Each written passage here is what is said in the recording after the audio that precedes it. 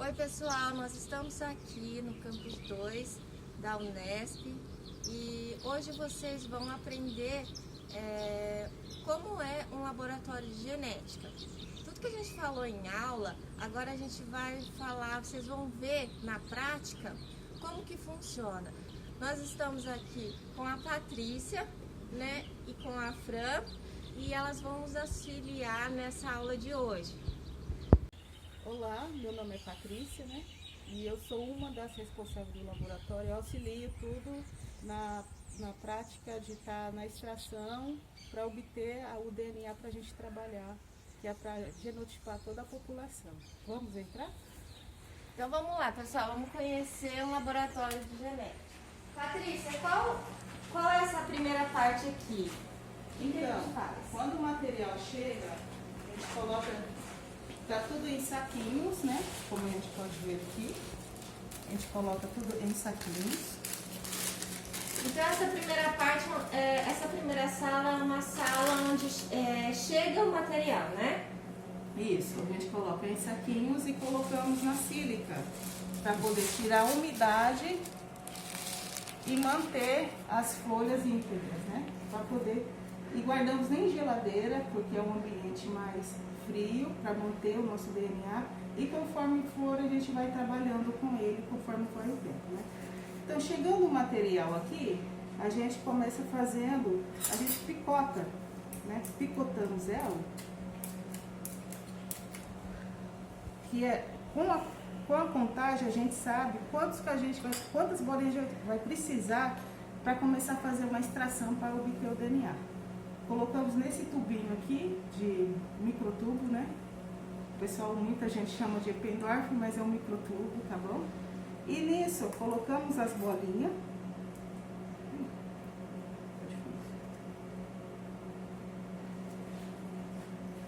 No que a gente coloca as bolinhas, vai 2 bolinhas de aço.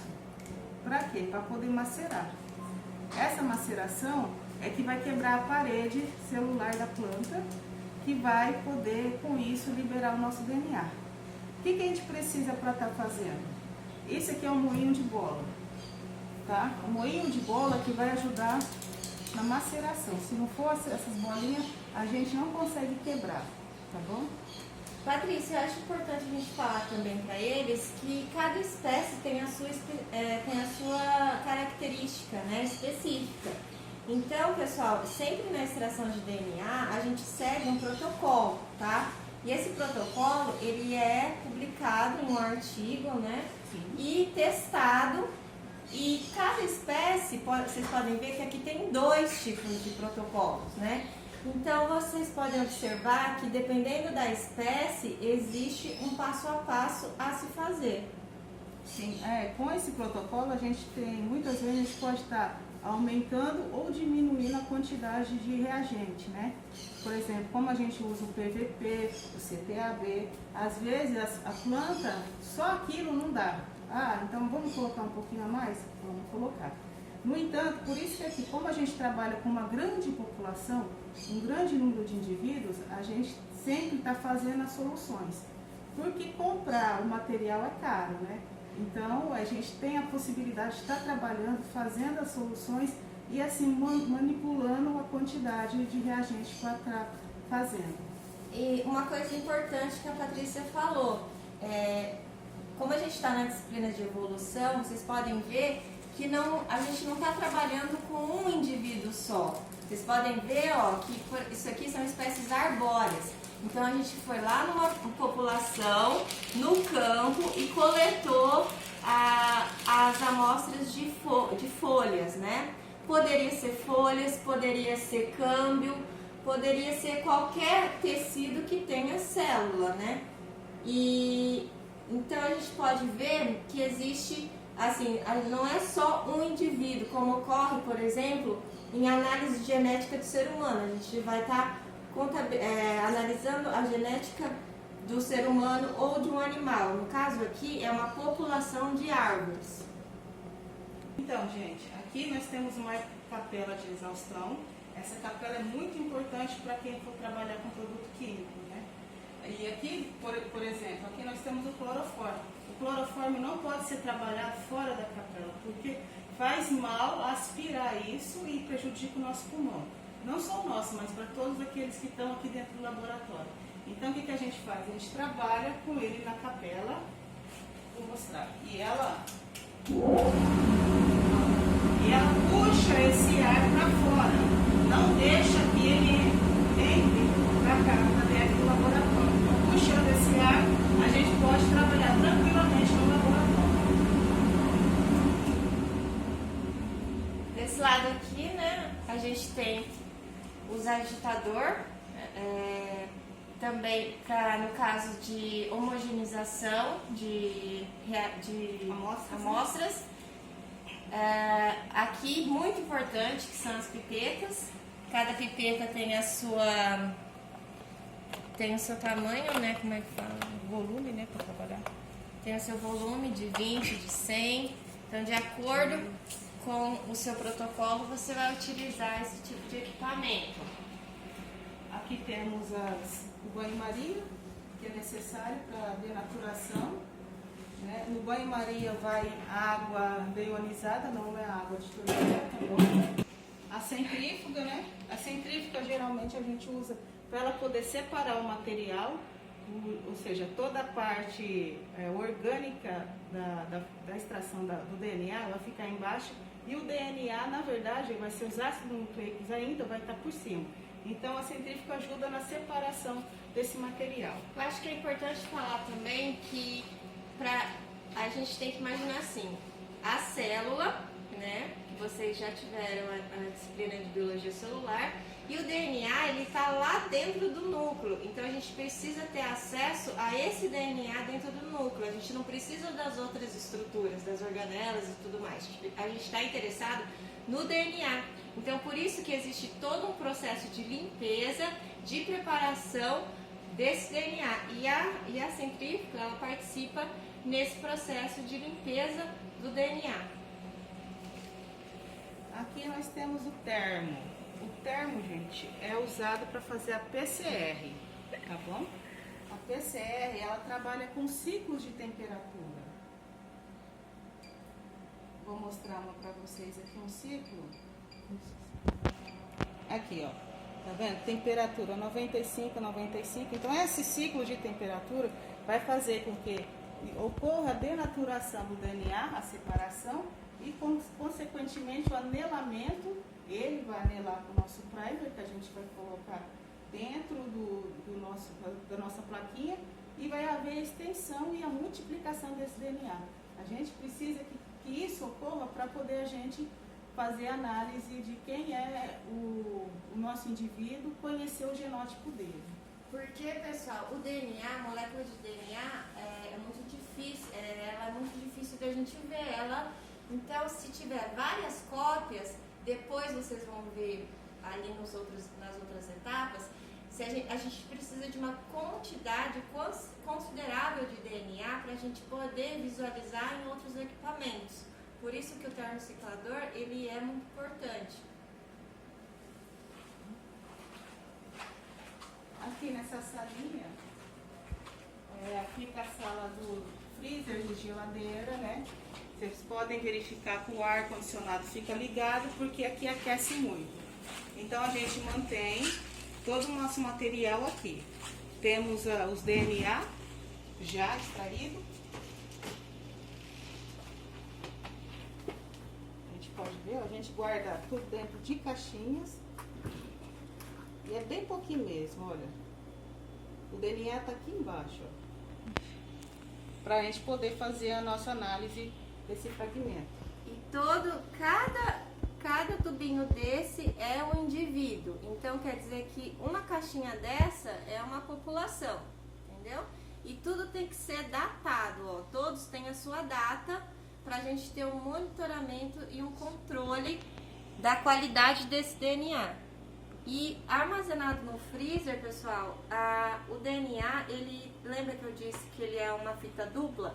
Então, ele é estável, a gente consegue manipular ele por vários anos, né? Sem perder a qualidade dele.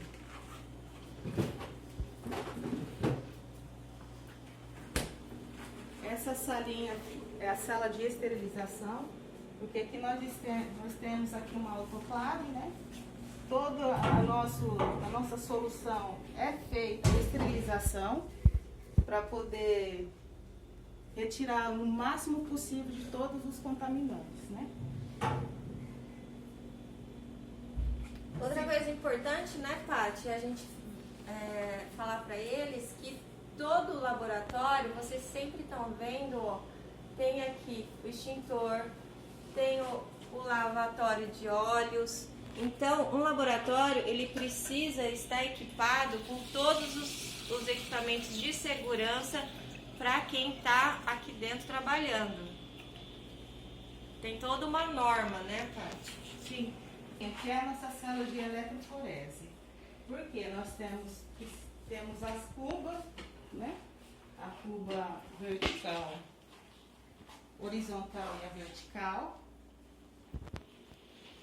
Aqui nós trabalhamos, essa cuba aqui trabalhamos com acrilamida e essa cuba aqui trabalhamos com gelzinho de agarose. Aqui, pessoal, essa eletroforese, o que ela vai fazer? A gente precisa ver a qualidade que está esse DNA que foi multiplicado no termociclador. Então, vocês podem ver que existem fios aqui. E esses fios vão ser ligados a essa, como é que chama? Fonte. A essa fonte. E a partir do momento que a gente tem o gel, a gente faz um gel aqui, né? E aí a gente coloca as amostras e elas vão ser passadas por uma rede elétrica na qual vai estar separando, né, o DNA. Pode complementar, Paty, se eu tiver falando. Sim, porque após que a gente faz toda a corrida, né, que a gente chama, a gente dá uma olhadinha aqui nesse aparelho que é um transluminador e ele vai nos mostrar como é que está o seu DNA, a quantidade, e também fazemos a análise da PCR que eu vou mostrar para vocês. Vou apagar a luz aqui. Aqui, ó, nesse caso aqui nós temos uma fotografia de um DNA. Aqui, ó, como a gente pode ver, esse aqui é o DNA, ok? E essa outra aqui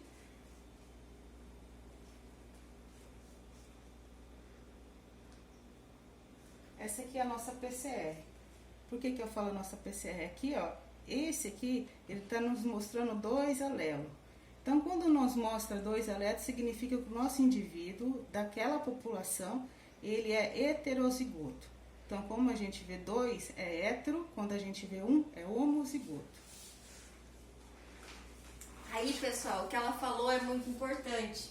Aí a gente vê agora na prática como que a gente descobre se é azão-azão, se é azão-azinho, se é azinho-azinho. Então, pessoal, temos aqui no laboratório também um fluxo laminar. O fluxo laminar ele serve para esterilizar o material. Como a gente pode esterilizar as pipetas, né? O material que seria a plaquinha de PCR e os DNA que está aqui. O que a gente faz? A gente liga. Ligando, ela tem a luz normal, que é essa branca que a gente costuma de ver, e ela tem a UV, a ultravioleta. Quando a gente liga a ultravioleta, a gente não liga a branca. A gente liga e deixa cerca de meia hora todo esse material aqui para ser esterilizado, para que não contamine nosso DNA. Deixa meia hora, aí volta e desliga, e assim começa a manipulação. Então a gente tem que evitar ao máximo que não tenha contaminação no nosso material, porque a hora que a gente vai levar na PCR, fazer a PCR, essa contaminação vai prejudicar todo o nosso processo de leitura. O nosso fragmento vai estar contaminado e não vai dar certo, e tem que fazer tudo de novo. Então, pessoal, aqui no fluxo laminar preparamos a nossa PCR. O que vai nessa PCR? É um coquetel. Vai o DNA que a gente acabou de extrair, que está no nosso tubinho, retiramos e colocamos aqui.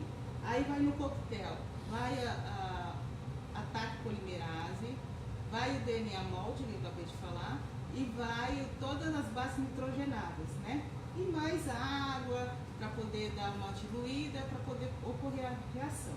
Então, coloquei coloquei tudo na minha plaquinha, eu tampo ela com um tapetinho. Nisso, levamos para o termociclador. Aqui no termociclador, encaixamos ela nessa base aqui, certinho, verificamos se está tudo certinho e fechamos. Ela é travada, viu que está tudo certinho? Vamos ver qual que é o programa. Isso aqui, isso aqui é um programa de ciclo. Então, por exemplo, se eu estou trabalhando com jatobá, eu tenho um programa de jatobá e a temperatura ideal para ele anelar. Aqui eu entro, vamos editar. Aqui editando, aqui eu tenho as temperaturas, a variação de temperatura, o número de ciclos que ele vai ocorrer para poder se multiplicar o DNA e assim, se tiver tudo certinho, eu venho, saio, né? Tá tudo certo? Saio e já começo o meu DNA. Só apertar o Start, aí vai. Começa a minha PCR. Ela leva esse tempo, esse programa, ele leva 2h30 para que ocorra a minha PCR e o meu DNA molde se multiplica. Isso é o que ocorre hoje, que a gente escuta muito falar PCR na análise de coronavírus. Então, o que eles fazem? Eles pegam, retiram o sangue, né, do indivíduo, é o mesmo processo. É levado o sangue na plaquinha, vai todo aquele coquetel que eu te falei, que é as bases nitrogenadas, a TAC polimerase, o seu primer, né? Porque o coronavírus ele foi sequenciado. E com isso, o que eles fazem? Eles fizeram um primer e com esse pedacinho de sequência é colocado na minha placa de PCR, que vai vir aqui e aqui multiplicar. E com isso eu vou saber se o indivíduo ou não foi contaminado pelo coronavírus.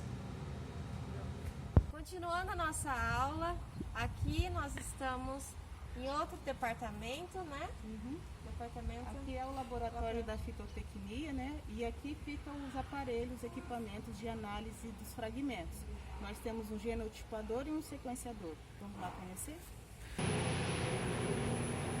Como podemos ver, essa é a nossa sala do sequenciamento de genotipagem, né? Nós temos aqui um aparelho, esse equipamento, ele faz genotipagem dos fragmentos que a gente acabou de extrair, né? Que extraiu e fez a nossa PCR aqui. E ali, esse equipamento também, ele além de fazer a leitura dos fragmentos, dos nossos DNA, ele também sequencia. Ele é um sequenciador automático, tá? Esse sequenciador é o mesmo que é muito comum lá em Barretos, né, Paty? Sim, ele é o melhor, um dos melhores, né? Agora tem outro. E aqui, ó, quando a gente abre essa portinha, vai esse capilar. Esse capilar, ele possui umas agulhas. Ele possui agulhas que vai fazer a nossa leitura, onde ele pega os nossos DNA, né? Para vocês verem. Ele pega o nosso DNA aqui, tá? Ó, pegando o nosso DNA, ele vem aqui, faz a leitura. Ao passar aqui, é identificado o nosso DNA que foi marcado, tá bom? Então, isso que foi marcado vem e é jogado fora. Esse processo acontece, leva em cerca de 2 ou 3 horas toda essa análise, tá bom? Pessoal, outra informação é que esses kits, eles são importados, o que mais motivo para encarecer a pesquisa, o estudo, né? Outra coisa também é que vocês podem observar que o sequenciador, ele sempre está acoplado a um computador. Por quê? Porque a gente precisa de softwares especializados para a interpretação dos dados. Também, pessoal, caso um equipamento desse quebre, danifica, tem que ter mão de obra especializada. Então, não é qualquer lugar que a gente encontra as pessoas específicas que são especializadas no conserto desse tipo de equipamento. Por exemplo, aqui aqui é um sequenciador, então é um tipo de equipamento. Aquele ali é um fragmentador, então é outro tipo de tecnologia. Quando eu falo em software, a gente fala que todo equipamento precisa interpretar esses dados. Como que ocorre a interpretação desses dados? Então, nós temos aqui um programinha, né? E esse programinha é vinculado a esse genotipador que faz as nossas análises. Depois da PCR, o que a gente viu? A gente pôde perceber que foi feita as nossas análises, terminou, aí vamos ver. Aqui nós estamos tendo um indivíduo que ele é homozigoto. Ele dá o tamanho, em vez da gente estar trabalhando com azão, azinho, a gente trabalha com o tamanho das bases, que seria aqui, ó. Nesse caso aqui, o meu indivíduo está medindo 148. Ou seja, ele é um indivíduo homozigoto, 148, 148. Porque veio dois alelos, né? Um alelo é da mãe e o outro alelo é do pai. E aí, vamos ver o outro, ó. Esse indivíduo aqui, como a gente pode ver, ele é heterozigoto. Por quê?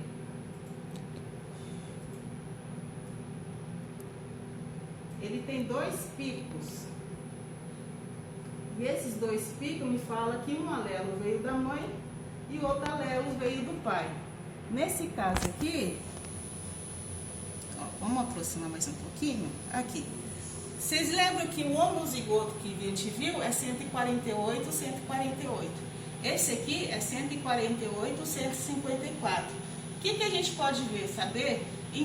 Já que os dois alelos são irmãos, a gente sabe que um alelo é da mãe.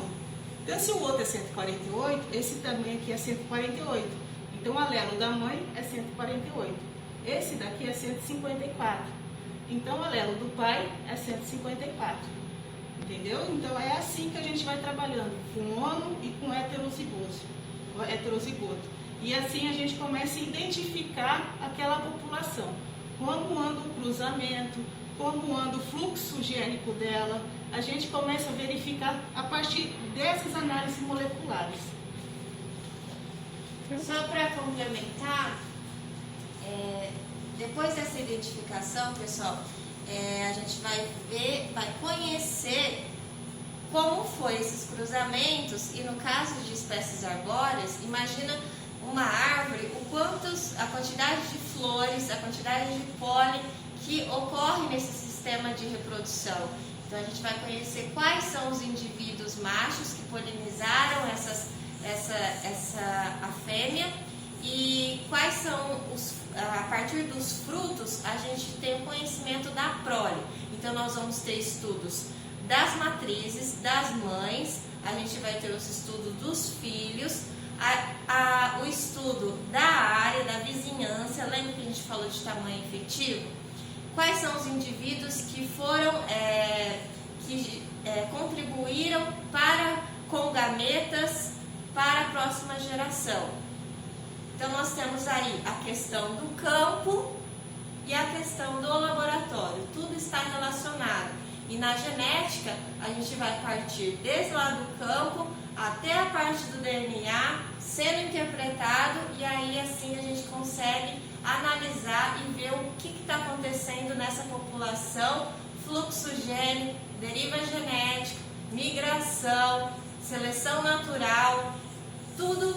E a gente pode também não só estudar uma população, mas também várias populações. Por exemplo, na natureza, se acaso tiver uma mata ciliar, ela vai ter uma população. Se ao longo das gerações ocorrer a fragmentação dessa área, nós vamos ter subpopulações. Então, subpopulações, dependendo do isolamento dessa população, vai ter uma alteração na frequência gênica e a gente vai poder computar, conhecer, quantificar essa alteração alélica através do sequenciador. Estamos agora na sala do Dr. Alexandre, que vai falar um pouco sobre a identificação e a coleta de semente no estudo de populações. Olá.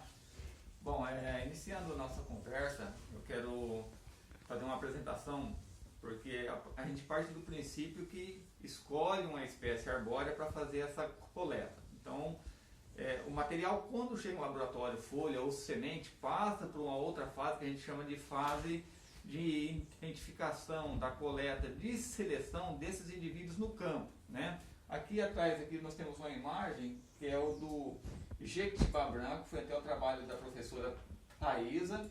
Então a gente parte do princípio de duas formas. Nós podemos ir lá simplesmente fazer uma coleta de indivíduos reprodutivos, fazer a coleta de semente e para fazer experimentação agrícola, né? Agrícola, assim, no sentido de você fazer experimental, você tornar essa espécie arbórea um experimento para a conservação genética. No caso dela, já foi uma coisa mais elaborada, é um estudo de genética de população, no caso a espécie jequitibá branco. Então, se vocês observarem, a gente faz a demarcação de uma parcela e dentro dessa parcela é feito o censo de todos os indivíduos, tanto reprodutivos e não reprodutivos. Com base nessa localização geográfica desses indivíduos, foi feita a seleção das mães, ou seja, árvores reprodutivas. Então, foi lá, e aí sim parte da coleta de semente e coleta de folhas para fazer a identificação do DNA. A gente leva uma consideração, quando é censo, a gente coleta todos os indivíduos, né? Quando não é censo, a gente tenta escolher, obedecendo uma distância mínima de 100 metros entre os indivíduos, e essa árvore tem que apresentar uma sanidade, tem que ter uma estrutura boa, tem que ser, assim, vamos dizer, um exemplar que seja selecionável, né? Sadio, bom para fazer uma coleta de semente. Nesse caso aqui, as bandeirinhas em azuis são indivíduos identificados, mas que não foram feitos a genotipagem deles. O que está em verde e parece um alvo, essas espécies, esse indivíduo é o nosso indivíduo alvo, que foi feita a coleta de semente e a coleta de folha para fazer a genotipagem. Essa identificação desses indivíduos, ela é georreferenciada. A gente precisa de saber a latitude e a longitude desses indivíduos no espaço. Com base nisso aí, vai para o laboratório essas informações como altura, diâmetro de copa, essa localização, e com tudo isso daí faz a correlação com os dados genéticos já realizados em laboratório. Uma coisa importante aqui, pessoal, vocês podem observar, nessa população, nesse estudo, é que vocês podem ver que tem um indivíduo aqui, ó, no campo. Então ele está mais isolado. Lembra que a gente falou de fluxo gênico? Então qual seria nós temos que avaliar a distância que ele está dos indivíduos que estão mais adensados. Então tudo isso interfere nas análises depois dos dados. Aqui vocês podem ver que existe uma estrutura da população. E para a gente chegar lá na parte da genética, a gente tem que estudar primeiro, conhecer a área que a gente está estudando, para depois fazer toda a parte genética. E aí, como o Alexandre comentou, nós podemos fazer a parte genética e também avaliar a parte fenotípica, que é o que a gente está vendo. Quando ele fala de quantificar o DAP, a altura, então isso aí são as características fenotípicas que vão contribuir no entendimento do estudo. E depois isso aqui também gera um outro produto que já é um mais elaborado, aí nós estamos só observando a distribuição desses indivíduos, né? Um outro produto mais elaborado que é onde você vai usar para fazer as publicações. Uma das coisas que o pessoal, os relatores, quando pegam os trabalhos, que eles querem observar é como está essa distribuição dessas espécies no campo, na tua área de ocorrência, né? Igual a Thaisa falou, você pode ver que ela, nesse local, é um local antrópico, já foi feita uma remoção da vegetação, mas o que sobrou aí, nós podemos observar que são indivíduos agrupados, né? E com isso aí você consegue determinar, quando você tem a genotipagem, a coleta, que você faz a relação mãe e filhos, você consegue ver como está essa distribuição de fluxo, onde está ocorrendo a reprodução. Você conhecendo essa estrutura, você sabe qual que é a distância de dispersão dessa espécie. Outra coisa é que Puxando para a parte da evolução, qual seria um estudo disso? Seria a gente avaliar essa população agora e o que será dessa população há várias gerações. Lembrando que existe, essa população ela não está em equilíbrio de Hardenberg, significa que existe uma alteração alélica, uma alteração genotípica dessa população. Existem alelos entrando, alelos saindo, então existe um movimento de alterações genéticas que podem contribuir na variabilidade genética dessa população. Lembrando que variabilidade genética, a fonte de variabilidade genética é a mutação, e a gente pode observar que se a gente for analisando conforme as gerações, conforme os anos, como será que vai estar essa população? Por ser uma população fragmentada, será que ela tende a desaparecer, a diminuir ou não? Então, existem todos esses questionamentos. Pessoal, a aula de hoje foi essa. A gente falou, vocês conheceram um pouco do laboratório de genética, um pouco dos assuntos de identificação e coleta de sementes. E caso tenha alguma dúvida, a gente está à disposição. E é isso aí, pessoal. Até a próxima.